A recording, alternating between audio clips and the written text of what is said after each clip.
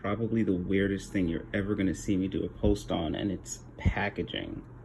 This cluster came in for a 2002 W210 E55 AMG. Cluster is getting refurbished. Look at this. Packing peanuts. We've got a shrink wrap. It's got the bubble wrap in there. Like, this is, I mean, it's UPS, so it probably still could get damaged, but this is making an effort to make sure that your product arrives intact.